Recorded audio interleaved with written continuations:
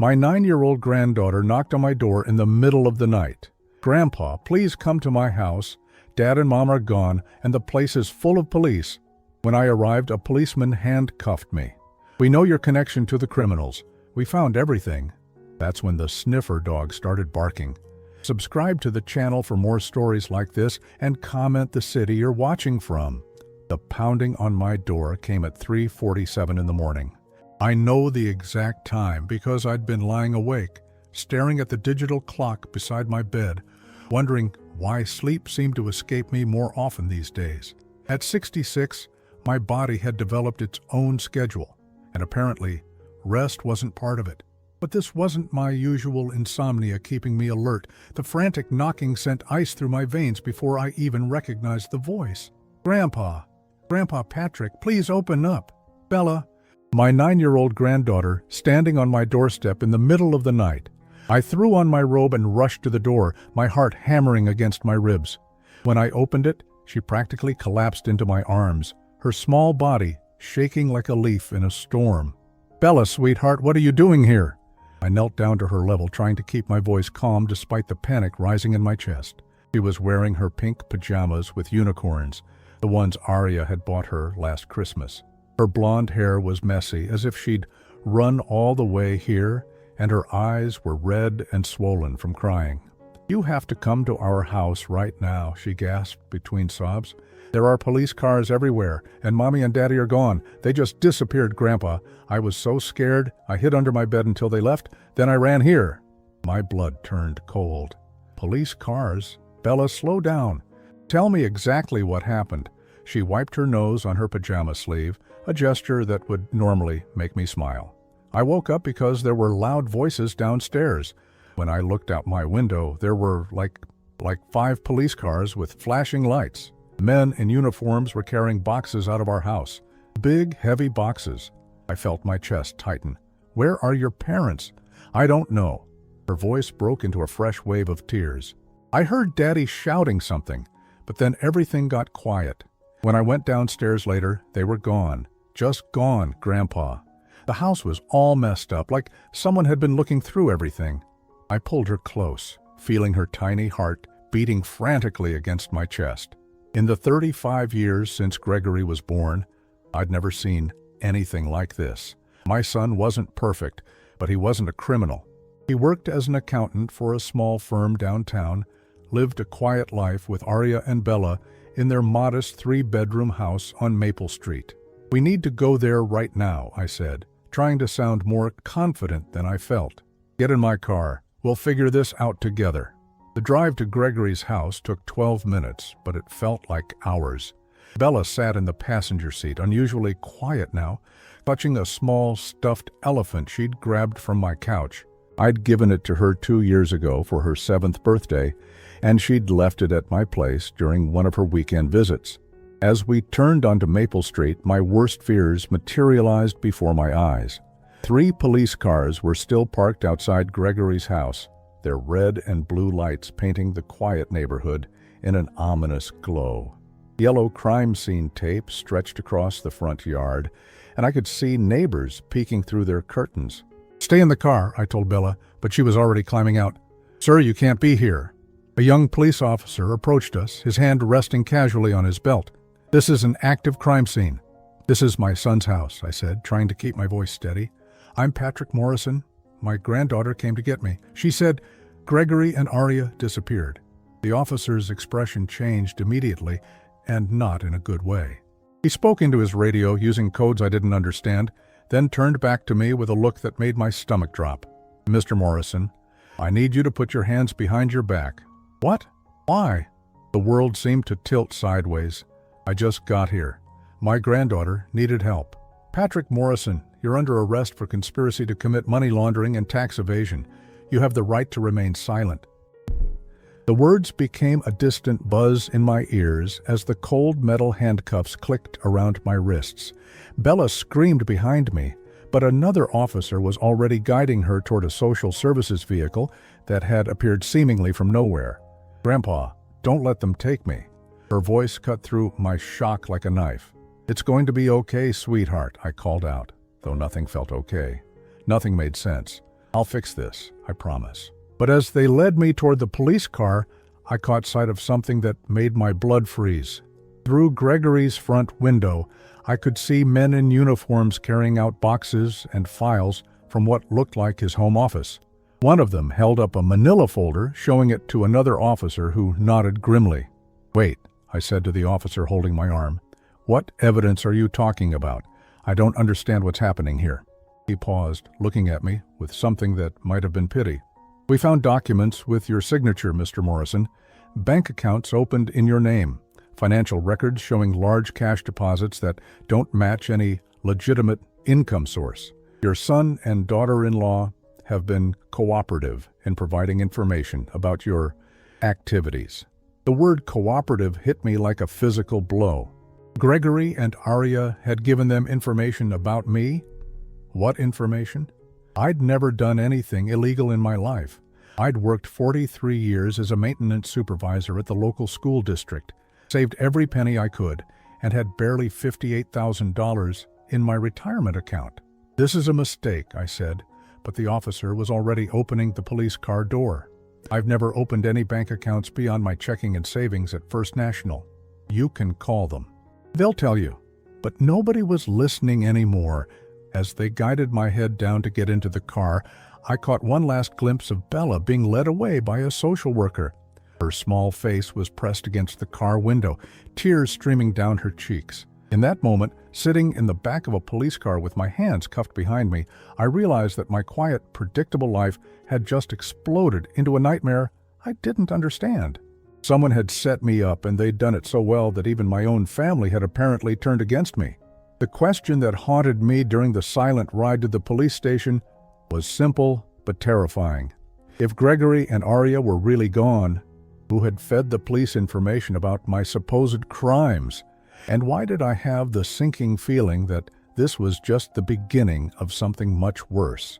The interrogation room smelled like stale coffee and fear. I'd been sitting in that metal chair for 4 hours, my wrists still aching from the handcuffs, while Detective Sarah Martinez went through a stack of documents that supposedly proved my guilt. "Mr. Morrison," she said, sliding a bank statement across the scratched table toward me, "can you explain why you opened 3 separate accounts at Harbor Trust Bank between January and March of this year?" I stared at the papers, feeling like I was looking at evidence of someone else's life. The letterhead was real, the bank logos looked authentic, but the signature at the bottom of each application made my hands shake. It was mine, or at least it looked exactly like mine. "I've never been to Harbor Trust Bank in my life," I said, my voice barely above a whisper. "I don't even know where it is." Detective Martinez raised an eyebrow. "It's on 5th Street, Mr. Morrison, 2 blocks from where you worked for 43 years. Are you telling me you never noticed it?" My mouth went dry. She was right, of course. I must have driven past it thousands of times during my daily commute to the school district, but I'd never set foot inside. "I bank at First National," I insisted. "I've had the same checking and savings accounts there for 28 years. Call them. They'll confirm it." We did call them. She pulled out another document. "According to their records, you closed both accounts on February 15th of this year and transferred the funds to Harbor Trust." I felt the room spinning around me. "That's impossible. I was there just last week to deposit my pension check." Detective Martinez studied my face for a long moment, then made a note in her file. "Mr. Morrison, we also found these." She spread out 3 more bank statements, each showing deposits that made my head reel. $127,000 in February, $89,000 in March, $215,000 in April. "Where did this money come from?" she asked. "I don't know." The words came out louder than I intended, and I forced myself to lower my voice. I've never seen amounts like that in my life. My biggest deposit was $1,200 when I got my tax refund 3 years ago. She leaned back in her chair, her expression unreadable. "Your son Gregory provided us with some interesting information about your recent behavior, Mr. Morrison. He said you'd been acting secretively lately, taking unexplained trips, receiving phone calls that you wouldn't discuss with the family." My heart clenched. Gregory had said that about me? "What trips? I haven't been anywhere, except the grocery store and doctor appointments, in months." He also mentioned that you'd been pressuring him to invest in certain business opportunities, high-risk ventures that seemed suspicious to him. I stared at her, feeling like I'd fallen into some alternate reality where everything I knew about my life was wrong. Detective, I've never given Gregory investment advice in my life. I don't know anything about business. I fixed broken radiators and replaced burned-out light bulbs for 4 decades. That's not exactly training for high finance. She made another note, and I could tell she wasn't buying my denials. Where is your son now, Mr. Morrison? I don't know. That's why I came to the house. Bella said they'd disappeared. Bella is your granddaughter? Yes. She's 9 years old, and she was terrified when she came to my door this morning. She said police had taken boxes from the house and her parents were gone. Detective Martinez nodded. We did remove several boxes of evidence from the residence. Financial documents, computer equipment, personal papers, all related to our investigation into your money laundering operation. It's not my operation. I slammed my hand on the table, then immediately regretted the outburst. I'm sorry, but this is insane. I don't have a money laundering operation. I don't have any operation except trying to figure out how to afford my blood pressure medication on a fixed income. For the first time, I saw a flicker of something in her eyes. Not sympathy exactly, but maybe a crack in her certainty. Your daughter-in-law Arya, she said carefully. When did you last speak with her? The question caught me off guard. Last Sunday, Gregory brought Bella over for dinner and Arya came with them. How did she seem? I thought back to that evening, trying to remember details that had seemed unimportant at the time. Normal, I guess. Maybe a little quiet. She spent most of the dinner on her phone, but that's not unusual for her. What I didn't tell Detective Martinez was that Arya had always made me uncomfortable. Not in any way I could put my finger on, but there was something about the way she watched people, as if she was constantly calculating angles and advantages. Gregory had met her 3 years ago at some online dating service, and they'd married within 8 months. It had seemed rushed to me, but my son was 33 and lonely after his divorce from Bella's mother. Did she ask you any unusual questions during that dinner? I frowned, trying to remember. She asked about my retirement accounts, how much money I had saved, where I kept important documents, that sort of thing. I thought she was just making conversation. Detective Martinez leaned forward. What did you tell her? The truth, that I have my pension, a small savings account, and some papers in a safety deposit box at the bank. A chill ran down my spine as I realized the implications. You don't think We're exploring all possibilities, Mr. Morrison. She gathered up the bank statements. Here's what I can tell you. Your son Gregory is currently in protective custody. He came to us voluntarily yesterday afternoon, claiming he'd discovered evidence of your illegal activities and feared for his family's safety. The words hit me like a physical blow. Gregory turned me in?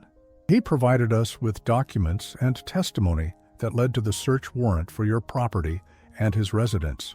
I felt tears burning my eyes, something I hadn't experienced since my wife died 6 years ago. My own son, the boy I'd taught to ride a bicycle and helped with homework for 12 years, had betrayed me to the police. What about Arya? Is she in protective custody too? Detective Martinez hesitated, and in that hesitation, I sensed something important. Mrs. Morrison appears to have left town before we could speak with her. We believe she may have been frightened by the investigation and fled.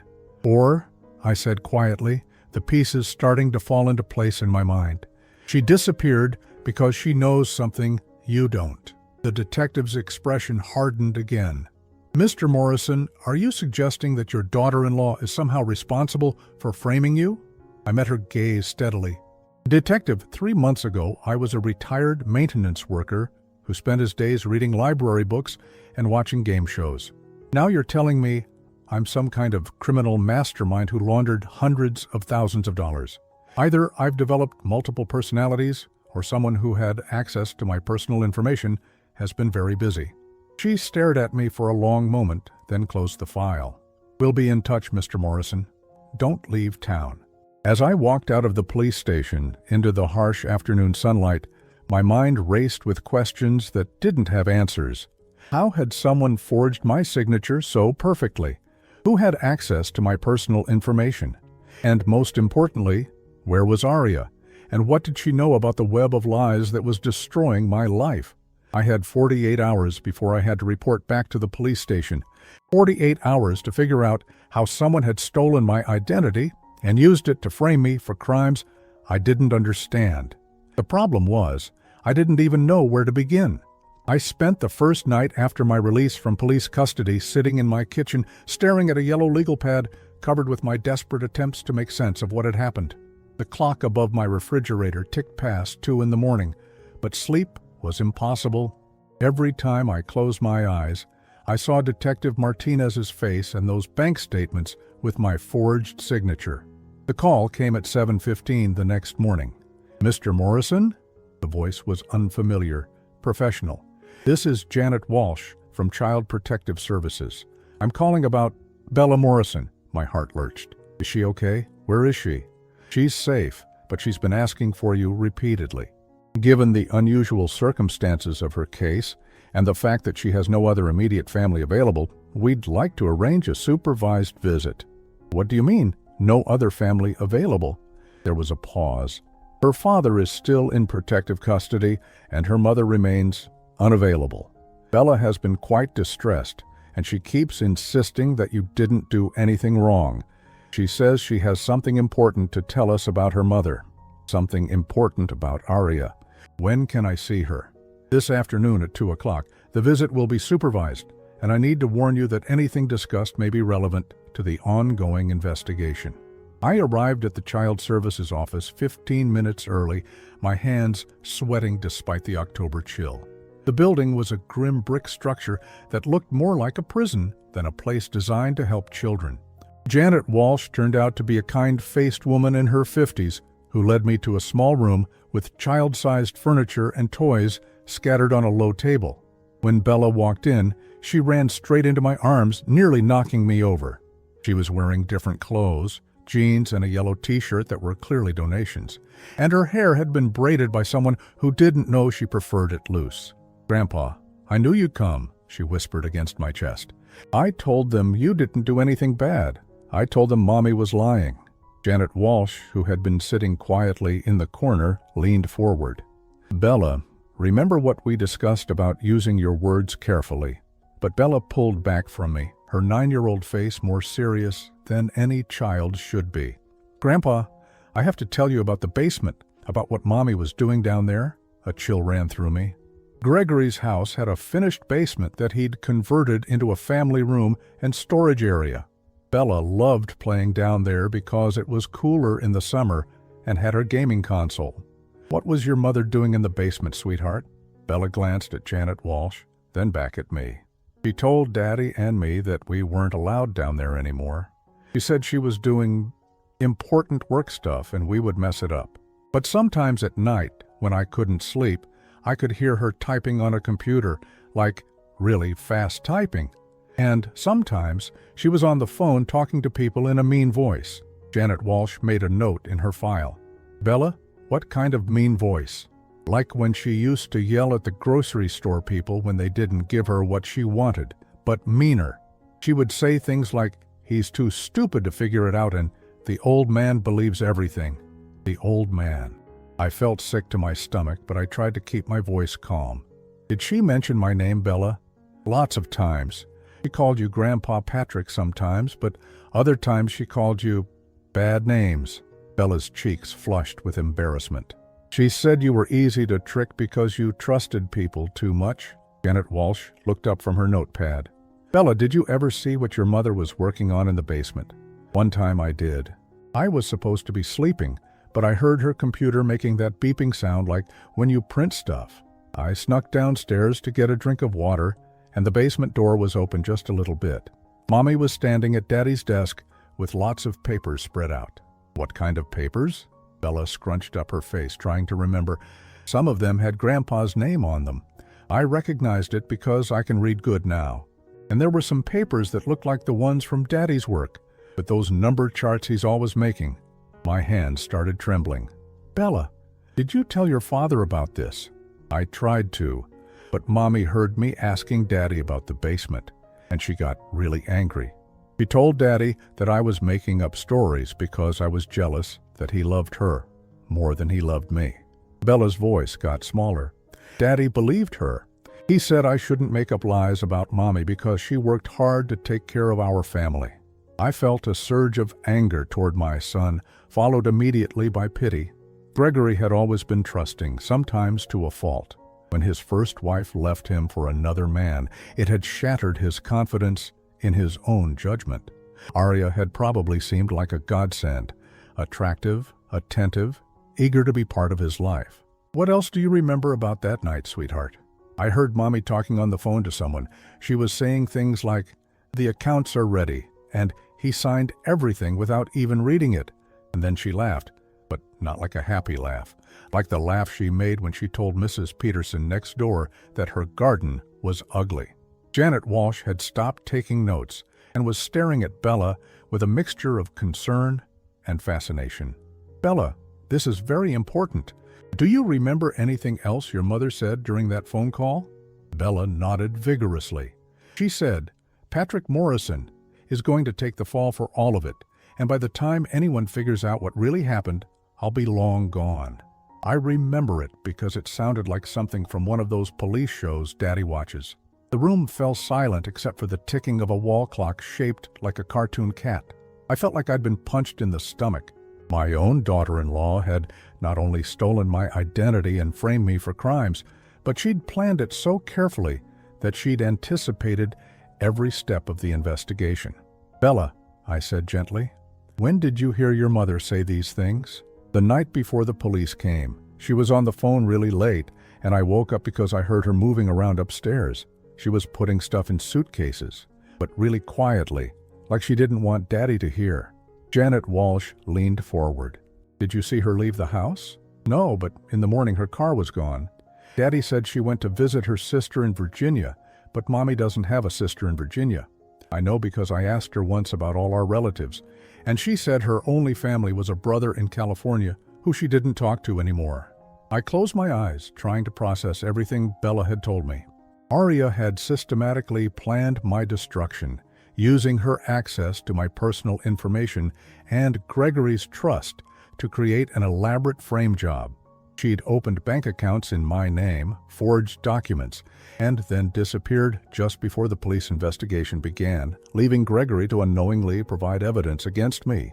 "Grandpa," Bella said suddenly, tugging on my sleeve, "there's something else, something I found." She reached into the pocket of her jeans and pulled out a small piece of paper folded many times until it was no bigger than a postage stamp. "I found this in the basement the day before everything happened. It was on the floor under Daddy's desk, like it fell out of one of Mommy's papers." I unfolded the paper carefully. It was a receipt from FedEx, dated 2 days ago. The sender was listed as A. Morrison. Arya had used Gregory's last name. The destination was a P.O. box in Miami, Florida. Janet Walsh took the receipt and studied it carefully. "Bella, you've been very brave to remember all these details and save this paper. This information could be very important." As the supervised visit ended and I had to leave Bella behind again, she grabbed my hand one more time. "Grandpa, I know you didn't do the bad things they said you did. Mommy did them. And I think she did them because she wanted all of Daddy's money and yours too. But she had to get rid of you first." Walking back to my car, I realized that my 9-year-old granddaughter had figured out what it took the police and a team of investigators to miss. Arya hadn't just stolen my identity, she'd orchestrated an elaborate con game that would have left her with access to both Gregory's assets and whatever money she'd made the police think I had hidden away. But she'd made one crucial mistake. She hadn't counted on a curious little girl who noticed details and asked questions. Now I had a thread to pull, and maybe, just maybe, I could unravel the whole web of lies before it destroyed what was left of my family. The question was, would anyone believe the word of a disgraced grandfather and a 9-year-old child against evidence that looked so convincing? The Miami P.O. Box receipt changed everything, but convincing Detective Martinez to take it seriously took 3 days and the intervention of a lawyer I couldn't afford. Harold Brennan was a criminal defense attorney who took my case pro bono after his secretary, whose grandson attended the elementary school where I'd worked for 4 decades, convinced him I was being railroaded. The receipt is interesting, Detective Martinez admitted during our meeting at the police station, but it doesn't prove your innocence, Mr. Morrison. It just suggests that your daughter-in-law may have been involved in your operation. I wanted to grab her shoulders and shake some sense into her, but Harold placed a restraining hand on my arm. At 72, he'd seen enough cases to know when to push and when to wait. "Detective," he said calmly, "my client has maintained his innocence from the beginning. This receipt, combined with the child's testimony about suspicious activity in the basement, suggests we should take another look at the evidence. We've already searched the residence thoroughly." "It's with respect," Harold continued. "You searched it as a crime scene related to Mr. Morrison's alleged activities. Perhaps it's time to search it as a potential crime scene where Mr. Morrison was the victim." It took another 2 days of legal maneuvering, but finally Detective Martinez agreed to another search of Gregory's house. This time, they brought a different kind of expertise. I arrived at Maple Street on a cold Thursday morning to find 2 police cars and a K-9 unit van parked outside Gregory's house. The yellow crime scene tape was back up, and curious neighbors had gathered on their porches to watch the proceedings. Detective Martinez approached me as I got out of Harold's car. "Mr. Morrison, we're going to conduct a more thorough search of the property, including areas we may have overlooked before. The dog is trained to detect electronics and unusual chemical signatures that might indicate document forgery." The dog was a German shepherd named Rex, handled by Officer David Kim, a soft-spoken man in his 30s who explained their process as we watched from the sidewalk. Rex is trained to find hidden electronics, unusual paper chemicals from printing operations, and even trace amounts of certain inks used in document forgery, Officer Kim said. "If there's something in that house that doesn't belong, he'll find it." The search began in the main living areas, where Rex sniffed methodically around furniture and walls, occasionally sitting to indicate something of interest to his handler. They found Gregory's laptop computer, which had already been seized during the first search, and a small home printer in the office upstairs. Then they moved to the basement. I watched through the kitchen window as Officer Kim led Rex down the wooden stairs to the finished basement, where Bella had seen Arya working late at night. The basement was carpeted and furnished like a family room, with a large sectional sofa, a television, and Gregory's old desk pushed against one wall. Rex began his methodical search, moving from the entertainment center to the storage closets, then along the walls. For 15 minutes, nothing seemed unusual. The dog sniffed, investigated, and moved on without indicating any discoveries. Then something changed. Rex stopped suddenly near the far corner of the basement, where a tall bookshelf stood against the wall. His ears perked up, and he began pawing at the bottom shelf, whining softly. Officer Kim called upstairs.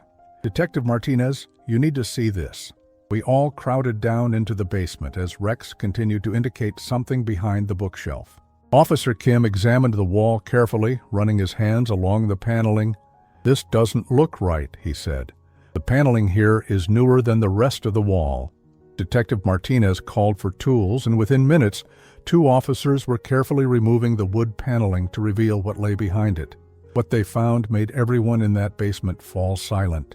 Behind the fake wall was a small room, no bigger than a closet, but equipped with sophisticated electronics that looked completely out of place in a suburban home. There were 3 laptop computers, a high-end laser printer, a scanner, and stacks of documents organized in neat piles on a makeshift desk. But that wasn't the most shocking discovery. Crouched in the corner of the hidden room, wearing the same clothes she'd worn to our last family dinner, was Arya. She looked terrible. Her usually perfect hair was stringy and unwashed, her makeup was smeared, and she clutched a backpack to her chest like a shield. When the light from our flashlights hit her face, she blinked like a nocturnal animal caught in the open. "Arya Morrison, you're under arrest," Detective Martinez said, her voice carefully controlled despite the obvious shock of finding a missing person hiding in her own basement. "You don't understand," Arya said, her voice hoarse from what must have been days without much speaking. "I was hiding from him, from Patrick. He threatened me. He said if I didn't help him with his money laundering scheme, he'd hurt Gregory and Bella." Even as the handcuffs clicked around her wrists, she was still trying to manipulate the narrative. But her credibility had been shattered by the discovery of her elaborate hiding place. Officer Kim and his team immediately began photographing and cataloging the contents of the hidden room. What they found there told a story that made my blood run cold. There were dozens of practice sheets where Arya had copied my signature over and over until she could forge it perfectly. Bank applications with my forged signature, ready to be submitted. A notebook containing my social security number, my mother's maiden name, my date of birth, and dozens of other pieces of personal information that could only have come from someone with intimate access to my life. But the most damning evidence was a detailed timeline written in Arya's handwriting outlining her entire plan. Phase 1. Gather personal information about Patrick Morrison through casual family conversations and access to Gregory's files. Phase 2. Open bank accounts using forged signatures and identity documents. Phase 3. Create false transaction records showing large cash deposits to establish pattern of suspicious activity. Phase 4. Plant evidence in Patrick's residence and Gregory's home office to support money laundering allegations. Phase 5. Disappear before investigation begins, allowing Gregory to unknowingly provide testimony against Patrick. Phase 6. Return after Patrick is convicted to comfort Gregory and gradually gain control of family assets. Reading that timeline felt like watching someone dissect my life with surgical precision. Arya hadn't just stolen my identity. She'd systematically destroyed my relationship with my son and planned to profit from my imprisonment. The computers contained extensive records of the forged documents, Officer Kim reported. Bank applications, transaction records, even practice runs of fake business contracts. Everything needed to frame someone for financial crimes. Detective Martinez turned to me, and for the first time since this nightmare began, I saw something approaching an apology in her eyes. "Mr. Morrison, it appears we owe you a significant apology. The evidence in this room strongly suggests that you were the victim of an elaborate identity theft and framing scheme." As they led Arya up from the basement, she made one last desperate attempt to maintain her lies. "Patrick forced me to do all of this," she called out. "He said he'd kill my family if I didn't help him." I was terrified. But nobody was listening anymore. The evidence spoke louder than her words ever could. Harold Brennan put a hand on my shoulder. "Patrick, I think it's safe to say the charges against you will be dropped within 24 hours. The real question now is, what charges Mrs. Morrison will be facing?" As I watched them load Arya into a police car, I felt a mixture of relief and sadness that I hadn't expected. Relief because my innocence had finally been proven. Sadness because my son had lost his wife and Bella had lost her mother, even if that mother had turned out to be a criminal who would have destroyed all of us to satisfy her greed. But there was something else I felt as I stood on that lawn, watching the woman who had almost ruined my life being driven away in handcuffs. Hope. For the first time in weeks, I had hoped that my family could be rebuilt, that Gregory could forgive himself for doubting me, and that Bella could come home where she belonged. The nightmare was finally over, but I was beginning to understand that the healing would take much longer than the destruction had. The interrogation room where I'd been questioned just a week earlier now held a very different occupant. Through the one-way mirror, I watched Arya sit across from Detective Martinez, no longer the composed woman who had charmed my son into marriage. Her hand shook as she reached for the paper cup of water on the table, and dark circles under her eyes made her look years older than her 31 years. Harold Brennan had arranged for me to observe the questioning, though I wasn't sure I wanted to hear what Arya had to say. Part of me just wanted to go home, collect Bella, and try to rebuild what was left of our family. But I needed to understand how deep her deception had gone. "Mrs. Morrison," Detective Martinez began, her voice professional but not unkind, "we've found extensive evidence of identity theft, document forgery, and fraud in your basement workspace. We have your written plan detailing how you intended to frame your father-in-law. Do you want to tell us your side of the story?" Arya stared at her hands for a long moment. When she finally looked up, the mask she'd worn for 3 years had completely fallen away. "I never meant for it to go this far," she said, her voice barely above a whisper. "It started as just curiosity." "Curiosity about what?" "About Patrick's finances. When Gregory and I got married, I thought his family had money. Patrick had worked for 43 years, owned his house outright, seemed comfortable. I figured there had to be substantial savings, maybe investments." Detective Martinez made a note. "But you discovered that wasn't the case?" Arya let out a bitter laugh. "Patrick Morrison is exactly what he appears to be. A working-class man who saved every penny he could and ended up with a modest retirement. No hidden wealth, no secret accounts. Just $58,000 in savings and a pension that barely covers his monthly expenses." I felt a strange mixture of vindication and sadness, hearing her describe my financial situation with such disdain. "So what changed?" Detective Martinez pressed. "If you knew he didn't have significant money, why go through with the elaborate fraud scheme?" Arya's composure cracked completely then, and tears began streaming down her face. But they weren't tears of remorse. They were tears of frustration and anger. "Because I needed money, and I was tired of pretending to be happy with Gregory's pathetic middle-class life. Do you know what it's like to be married to an accountant who gets excited about a 5% raise? Who thinks dinner at Applebee's is a special occasion? Who wants to save for 10 years before buying a decent car?" The venom in her voice made my stomach turn. This was how she really felt about my son, about the man who had loved her and trusted her completely. "I had debts," she continued, "credit cards, personal loans. I'd been living beyond my means for years before I met Gregory, and marrying him was supposed to solve that problem. But his salary barely covered our basic expenses, and Patrick wasn't the generous grandfather I'd hoped he would be."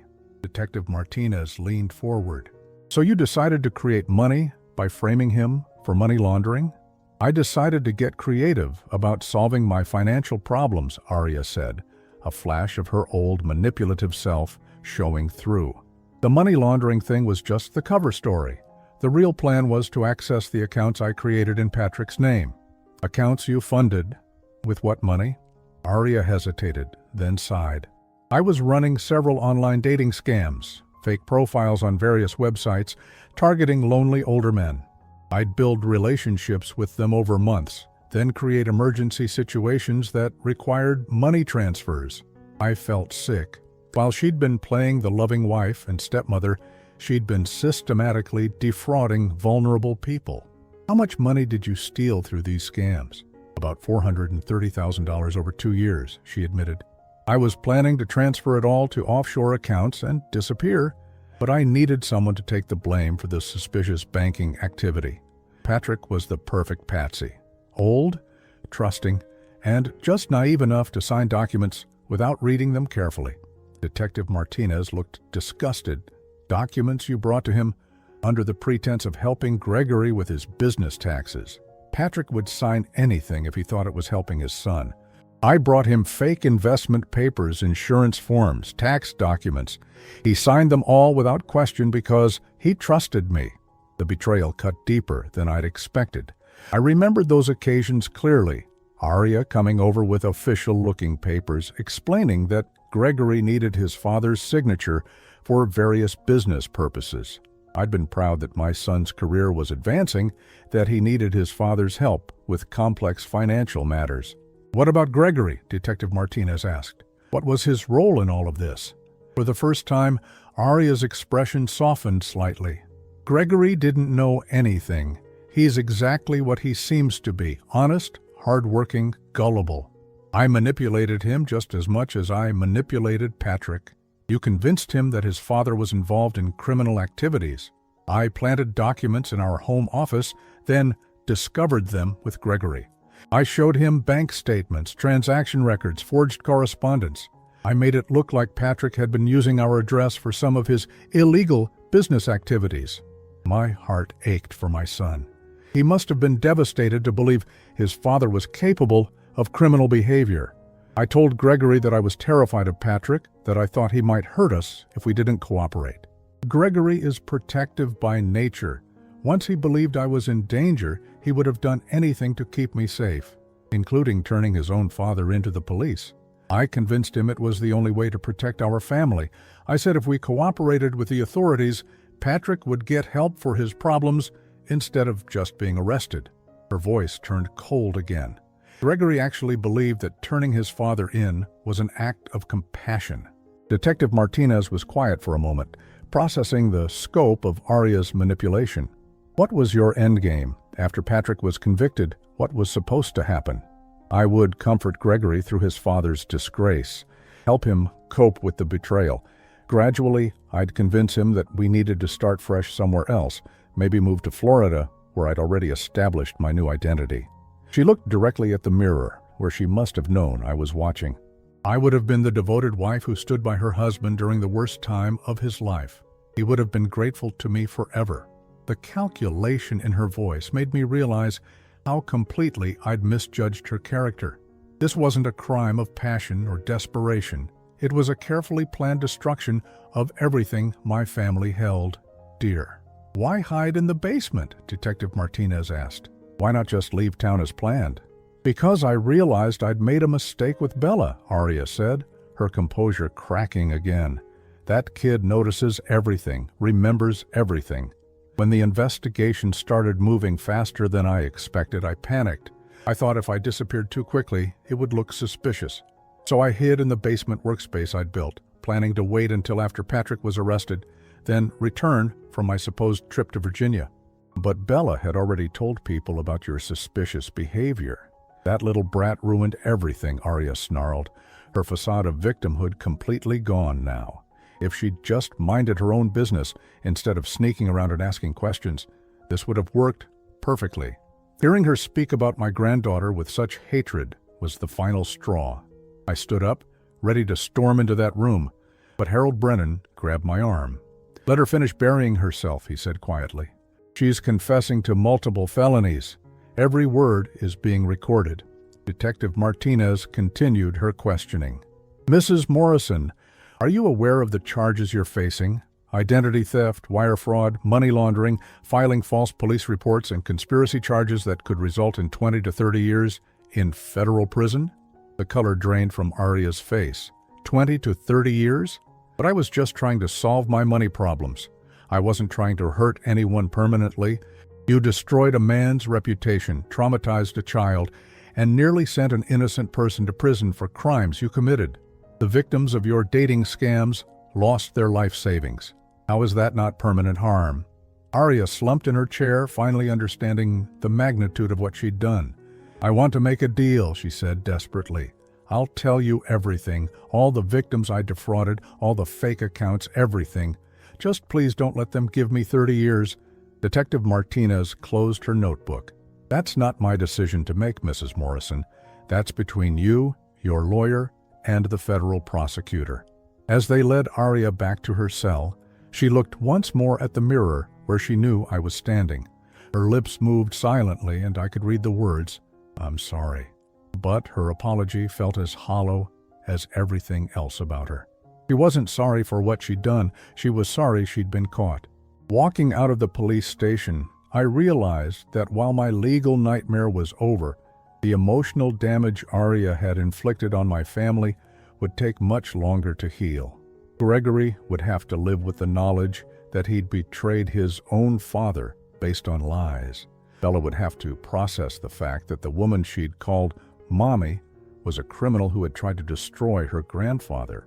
And I would have to find a way to forgive my son for believing I was capable of the crimes Arya had pinned on me, even though I understood he'd been as much a victim of her manipulation as I had been. The truth was finally out, but rebuilding trust would be the hardest challenge yet. 3 months after Arya's arrest, I stood in the kitchen of my small apartment, teaching my son Gregory how to make his grandmother's famous chocolate chip cookies. Bella sat at the kitchen table, carefully measuring brown sugar into a bowl, her tongue poking out slightly in concentration, the way it always did when she was focused on a task. "No, Dad, you're mixing too fast," Gregory said, reaching over to slow my hand on the electric mixer. Remember? Grandma always said the secret was to mix just until the ingredients were combined, not until they were smooth. It was a small moment, but it meant everything to me. For the first time in months, Gregory was comfortable enough to correct me, to treat me like his father instead of like a victim he needed to handle carefully. The charges against me had been dropped completely 6 weeks earlier. Arya had pled guilty to 14 federal charges and been sentenced to 18 years in prison. The money she'd stolen from her dating scam victims had been recovered and returned, and the forged documents had been destroyed. Legally, it was as if her crimes against me had never happened. Emotionally, however, the healing process had been much more complicated. Gregory had been released from protective custody the day after Arya's arrest, but it took him 3 weeks to work up the courage to call me. When he finally did, he couldn't get through a single sentence without breaking down crying. "Dad, I'm so sorry," he'd sobbed over the phone. "I believed her. I actually believed you were capable of those things. What kind of son does that make me?" I'd wanted to comfort him immediately, to tell him it wasn't his fault, that Arya had been a master manipulator who had fooled everyone. But Harold Brennan had advised me to take things slowly, to let Gregory process his guilt and understand the full extent of how he'd been used. "Son," I'd said carefully, "you were protecting your family based on evidence that seemed real. I'm not angry with you for that. I'm angry with the woman who made you believe your father was a criminal." But forgiveness, I'd learned, was more complicated than anger. Gregory needed to forgive himself before he could accept my forgiveness, and that process couldn't be rushed. The breakthrough came when Bella was allowed to come home. Child Protective Services had kept her in foster care for 2 months, while Gregory attended mandatory counseling sessions and completed parenting classes designed to help him recognize signs of manipulation and abuse. When she was finally returned to his custody, the 3 of us had our first dinner together since the nightmare began. "Daddy," Bella had said over a plate of spaghetti, "I'm not mad at you for believing Mommy's lies. She was really good at lying.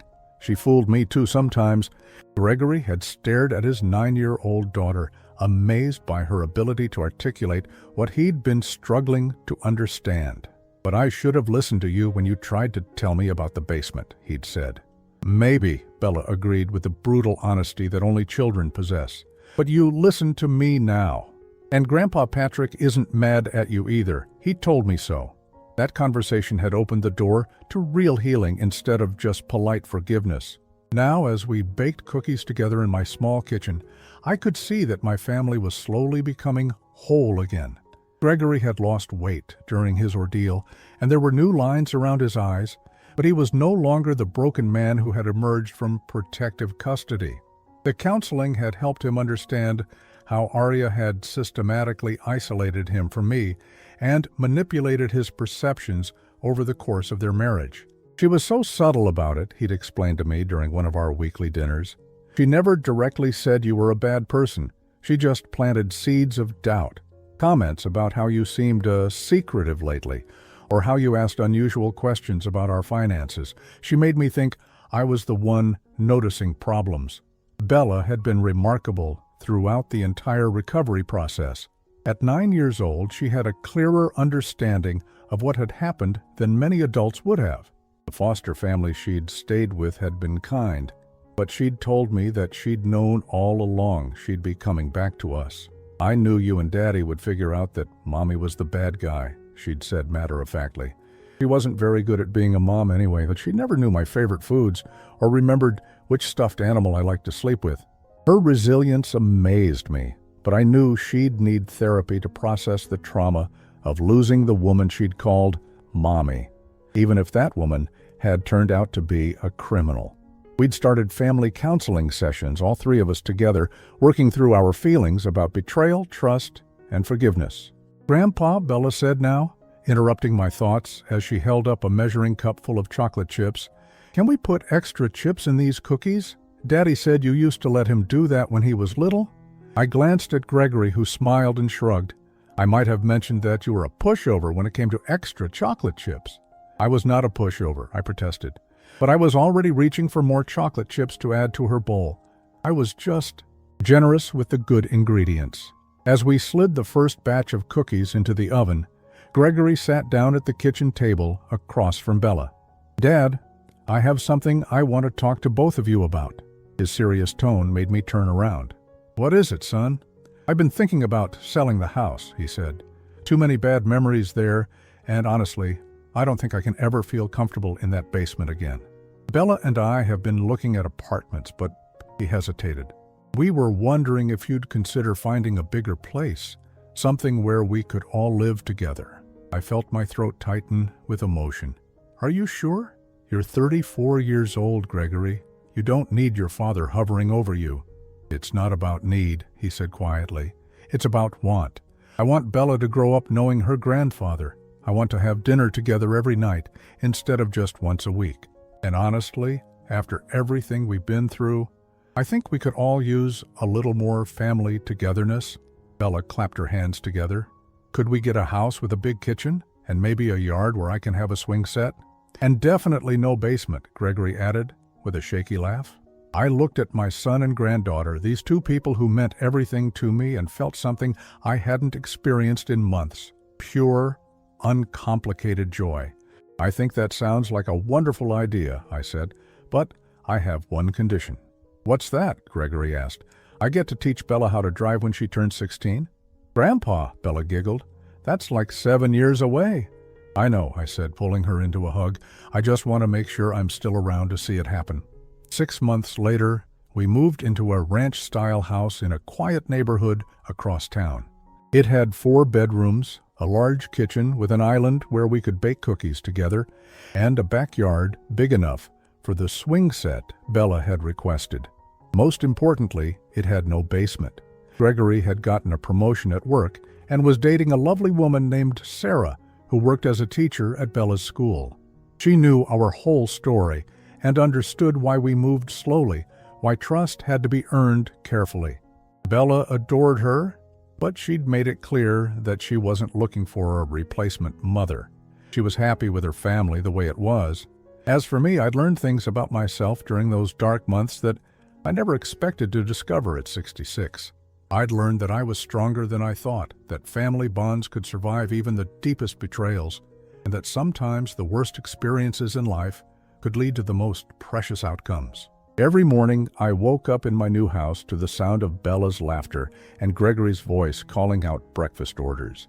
Every evening, we sat around our dinner table, sharing stories about our days, planning weekend adventures, and building new memories to replace the painful ones. The old Patrick Morrison had been a lonely widower who saw his family once a week and spent his evenings watching television alone.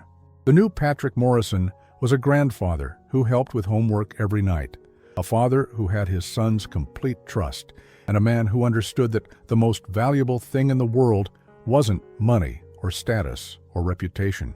It was the sound of your granddaughter calling your name, the sight of your son smiling without reservation, and the knowledge that despite everything you'd been through, your family had chosen to stay together. Arya had tried to destroy us by tearing us apart. Instead, she'd brought us closer together than we'd ever been before.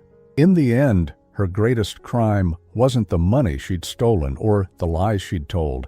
Her greatest crime was that she'd never understood what she was trying to destroy, a family's love for each other, which turned out to be the one thing that no amount of manipulation could break.